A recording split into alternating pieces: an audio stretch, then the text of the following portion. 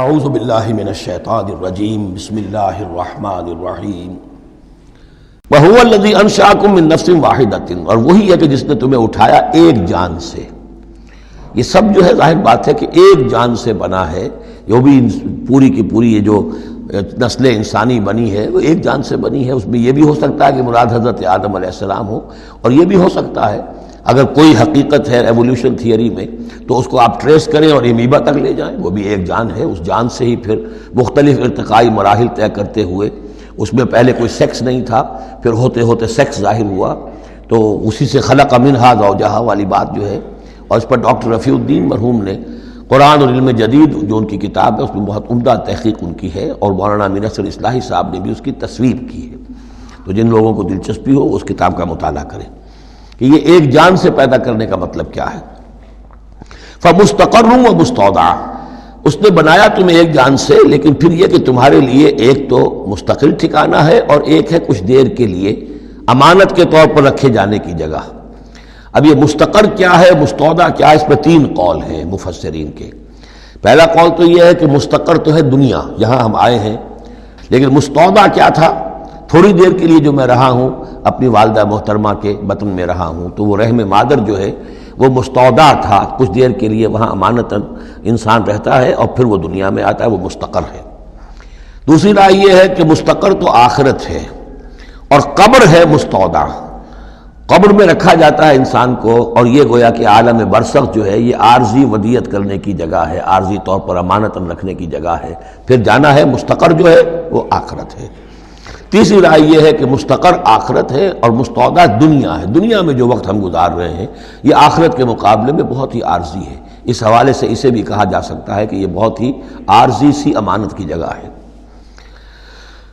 قد فصلنا الآیات لقوم یفقہون، ہم نے تو اپنی آیات کو واضح کر دیا ہے اور تفصیل بیان کر دی ہے ان لوگوں کے لیے جو تفقہ سے کام لیں، غور کریں، سوچیں سمجھیں۔ وَهُوَ الَّذِي أَنزَلَ مِنَ السَّمَاءِ مَاءً، اور وہی ہے کہ جس نے اتارا ہے آسمان سے یا بلندی سے پانی۔ فَأَخْرَجْنَا بِهِ نَبَاتَ كُلِّ شَيْءٍ، پھر ہم نے نکال دیا اس کے ذریعے سے ہر شے کی نباتات، اگنے والی ہر شے جو ہے نباتات زمین سے نکالی۔ فَأَخْرَجْنَا مِنْهُ، تو ہم نے اس کے ذریعے نکالے اس میں سے خضراً، سرسبز کھیتی، نخرج منہ حبا متراکبا، جس میں سے ہم نکالتے ہیں کہ جو دانے ہیں ایک دوسرے کے اوپر چڑھے ہوئے ہیں۔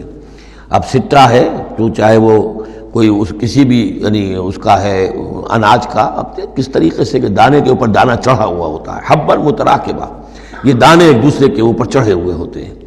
وَمِنَ النَّخْلِ مِن طَلْعِهَا قِنْوَانٌ دَانِيَةٌ، اور کھجور کے گابھے میں سے گوشے ہوتے ہیں کہ جو لٹکتے ہوئے ہوتے ہیں۔ وَجَنَّاتٍ مِّنْ أَعْنَابٍ، اور باغات ہم نے بنا دیے ہیں جو کہ کھجور انگوروں کے ہیں۔ وَالزَّيْتُونَ، اور زیتون، وَالرُّمَّانَ، اور انار، مشتبہاً وغیر متشابہ، ایسے بھی جو ایک دوسرے سے ملتے جلتے ہیں رنگ میں، روپ میں، شکل میں، اور ایسے بھی ہیں کہ جن میں کچھ فرق ہے۔ انظروا الی ثمرہ اذا اثمر، ذرا غور سے دیکھا کرو اس کے ثمر کو جب کہ وہ پکتا ہے، کیسا تدریجاً اس کے اندر، ابھی بڑا کچا پھل ہے، پھر اس کے اندر وہ پکنے کا عمل کس طرح تدریجاً ہو رہا ہے۔ انظروا الی ثمرہ، ان ثمرات کو دیکھا کرو، اذا اثمر، جب کہ وہ پکتے ہیں، پھل لاتے ہیں، وینعہ، اور اس کے پکنے کو بھی دیکھو، اذا اینعا، یہ گویا کہ یہاں محذوف ہوگا، وینعہ اذا اینعا، انظروا الی ثمرہ اذا اثمر، دیکھو اس کے پھل لانے کو جب کہ وہ پھل لائے، وینعہ اذا اینعا، اور اس کے پکنے کو دیکھو کس طرح تدریجاً وہ پکتا ہے۔ ان فی ذالکم لآیات لقوم یؤمنون، یقیناً اس میں ہیں نشانیاں ان لوگوں کے لیے جو ایمان لانا چاہیں یا جو ایمان رکھتے ہوں۔ جن کے پاس تھوڑا ایمان ہے ان آیات پر غور کریں گے، ایمان بڑھ جائے گا، ایمان میں اضافہ ہوگا، زادتہم ایمانا، اور جن کے دلوں میں طلب ہدایت ہے انہیں انہی نشانیوں سے ایمان کی دولت نصیب ہو جائے گی۔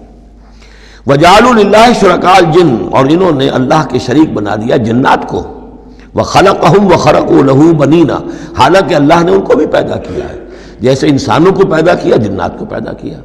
فرق صرف یہ ہے کہ جنات کو آگ سے پیدا کیا، اور جنات جو ہیں اپنی طبعی طور پر اس کائنات میں بہت دور تک ان کی رسائی ہے۔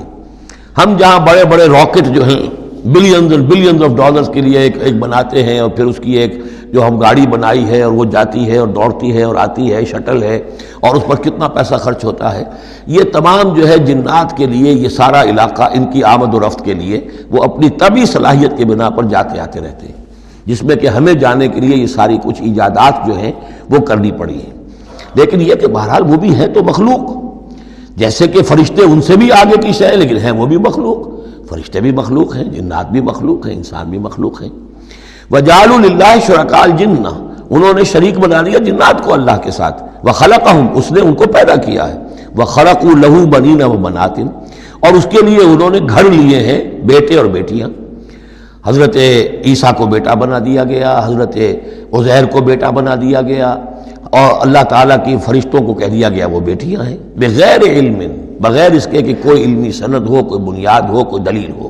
سبحانہ و تعالی عما یصفون، وہ پاک ہے اور بہت بلند و بالا ہے ان تمام چیزوں سے جو یہ بیان کر رہے ہیں۔ بدیع السماوات والارض، یہ لفظ آ چکا ہے سورہ بقرہ میں۔ کریشن ایکس نہیلو، عدم محض سے وجود میں لانے والا، وہ ہے کہ جو آسمانوں اور زمین کو وجود میں لایا ہے عدم محض سے۔ انا یکون لہ ولد، اس کے اولاد کیسے ہو سکتی ہے؟ ولم تکن لہ صاحبہ، جبکہ اس کی کوئی بیوی نہیں، کوئی جورو نہیں، تو اولاد کیسے ہو جائے گی؟ وخلق کل شیء، اور اس نے تو ہر شے کو پیدا کیا ہے۔ ایک خالق ہے، باقی سب مخلوق ہیں۔ وہو بکل شیء علیم، اور وہ ہر چیز کا علم رکھتا ہے۔ اس کی مخلوقات میں سے کوئی شے اس کی نگاہوں سے ایک لمحے کے لیے بھی اوجھل نہیں ہے۔ ذالکم اللہ ربکم، وہ ہے اللہ تمہارا رب۔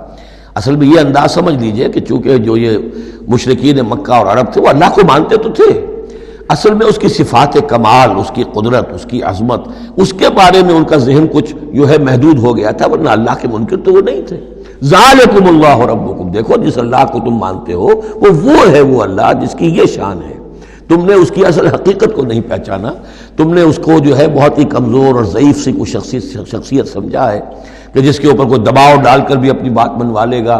تم نے سمجھا جیسے کہ تمہاری کوئی بچی آ جائے اور تم سے کچھ چیز مانگے، اگر تم دے سکتے ہو تو ضرور دے دیتے ہو۔ ایسے ہی اس کی بچیاں بھی ہیں، یہ فرشتے جو ہیں جس کی سفارش کریں گی وہ جو ہے سب کو بخش دیے جائیں گے۔ یہ تم نے اپنے اوپر جو ہے قیاس کر لیا ہے اللہ تعالیٰ کو، اس کی قدرت، اس کی عظمت، اس کا وراء الورا ہونا، اس کا بکل شیء علیم ہونا، اس کا علی کل شیء قدیر ہونا، اس کا ہر جگہ پر موجود ہونا، اس کا تم تصور نہیں کر پا رہے۔ ذالکم اللہ ربکم، وہ ہے اللہ تمہارا رب جس کو ہم اس طرح بیان کر رہے ہیں۔ لا الہ الا ہوا، اس کے سوا کوئی معبود نہیں ہے، خالق کل شیء، وہ ہر شے کا بنانے والا، پیدا کرنے والا ہے۔ فاعبدوہ، بس اسی کی بندگی اور پرستش کرو۔ وَهُوَ عَلَىٰ كُلِّ شَيْءٍ وَكِيلٌ، اور وہ ہر شے کا کارساز وہی ہے، کوئی تمہارے لیے کارساز نہیں۔ لا تتخذوا من دونی وکیلا، میرے سوا کسی اور کو اپنا کارساز نہ سمجھنا۔ صدق اللہ العظیم۔